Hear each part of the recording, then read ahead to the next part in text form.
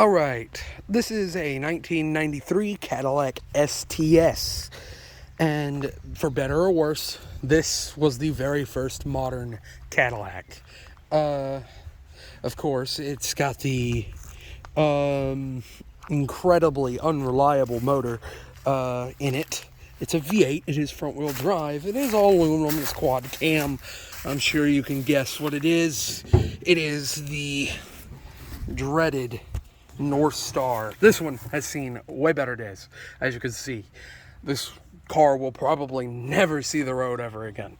Not to mention it's sitting right on the dirt, so I bet you pull it up and it's going to split the frame. It might split right in two. Anyway, the North Star, you're seeing it sideways, I know. You're seeing a spring. The North Star was not a bad motor on paper. It was better than the 4.9, which was an iron block. No, an aluminum block with iron heads, and it was a pushrod motor. This was a 32-valve quad cam, quad overhead cam, all aluminum V8, still front-wheel drive. That's typically really the weak points in these cars, unless you have the North Star. Now, to give the motor credit, it did make really good power.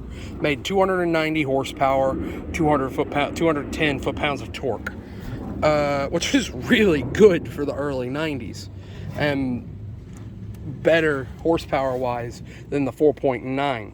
4.9 only made 200 horsepower, but it made 300 foot-pounds of torque. It's a very torquey motor. Now, the problem with this one was it would back the head bolts out, and the head gasket would come loose, and it'd overheat the motor, and you'd have to redo head gaskets, and it's like more than the cost of the car because the job's really labor intensive. Yeah, yada, yada, yada. Not good. And again, to give it more credit, they fixed the problem. To give Cadillac and GM some credit, they fixed the problem all the way in 2005. Towards the end of the lifespan of this motor. So I guess it's really not much credit to be given there. Front wheel drive, they always were front wheel drive. This particular one, probably before the head gaskets blew up, before the motor blew up, I think it was really nice. Obviously, it's not no more. As I said, this is really just an excuse to get to talk about the car. But I think it was pretty well optioned, if not fully loaded.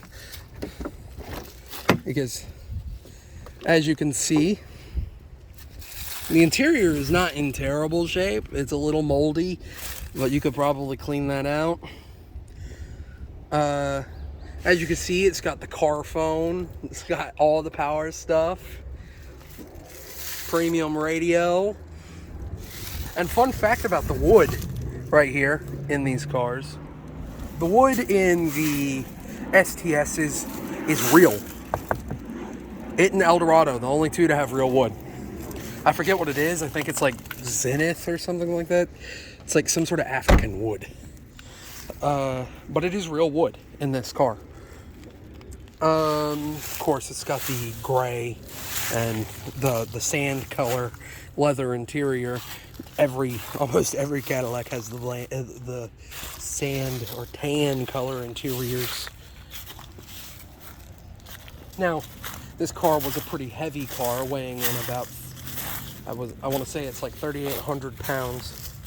So it was a pretty heavy car, being a front-wheel drive car. Did have four-wheel disc brakes, did have alloy wheels, and it was a pretty expensive car. The STS it stands for Seville Touring Sedan. Basically, it is the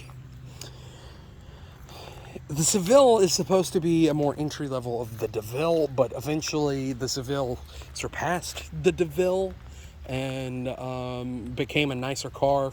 Soon it turned into a smaller one and eventually got replaced by the STS, the Catalina Touring Sedan, CTS.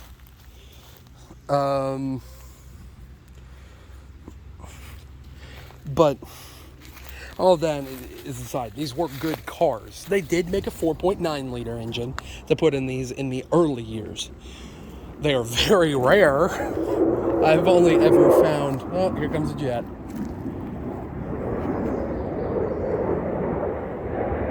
Here comes a jet. 4.9 STSs from the 90s are very rare. They only made them for 2 years. Same goes for the Eldorado. The Eldorado, they only made for like 1 year with the 4.9 liter V8. I've only ever seen 2. One of them was for sale in Georgia, and the other one...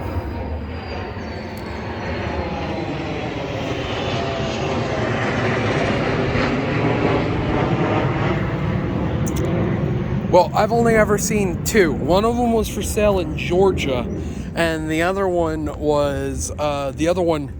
is currently in a junkyard.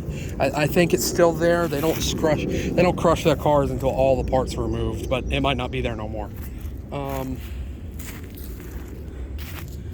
was in a junkyard, and it wasn't a junkyard. The 4.9. Somebody had badged it as a 32 4.6 liter, but it was not. It was a 4.9 liter.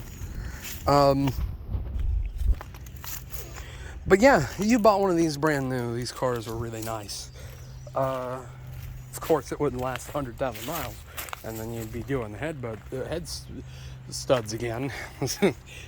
So that's why these cars get a bad reputation, because they kind of deserve it. But you redo the head studs on these, you do them correctly.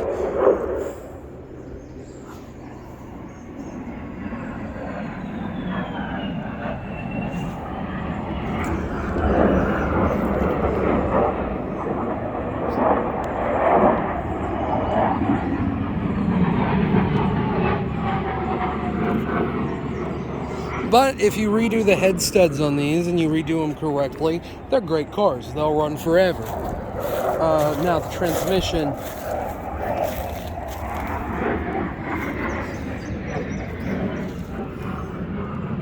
Now, the transmission will always be a weak point in these cars, because it is the 4-speed automatic. I forget the name of it. 4-speed automatic with overdrive, and it is not that good. It is trash. I use the same front-wheel drive transmission since the 80s. It is not good.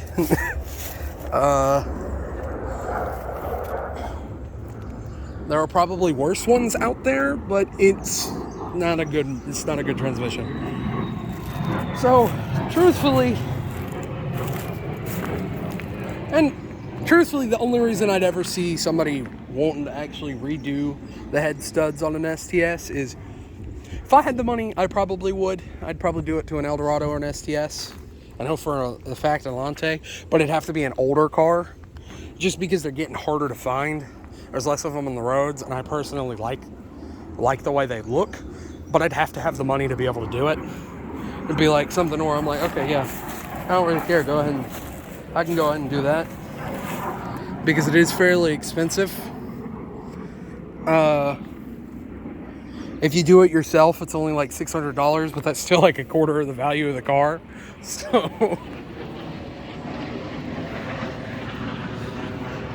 So if you're buying one of these and you find one and it's the North Star, get ready to fix that motor.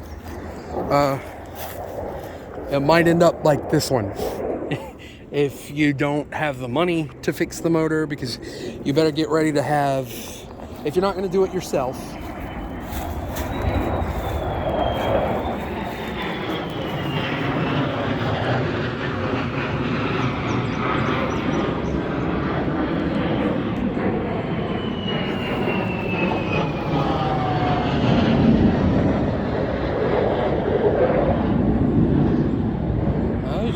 an air show today, aren't they?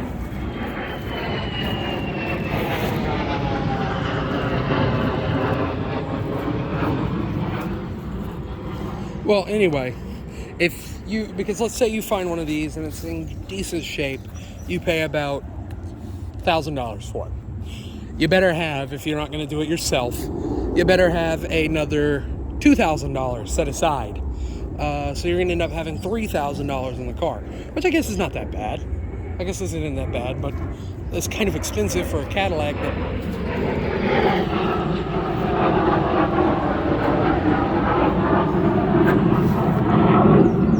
That's kind of expensive for a Cadillac nobody wants, because you're never gonna get the money back out of it.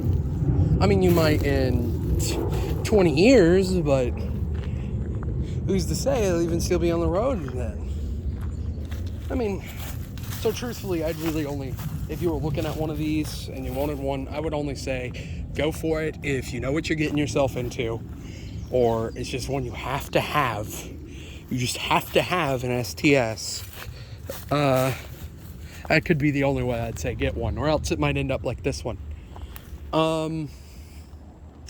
But yeah, I guess with that, I'm going to go in and say, if you made it this far, you at least like hearing me talk.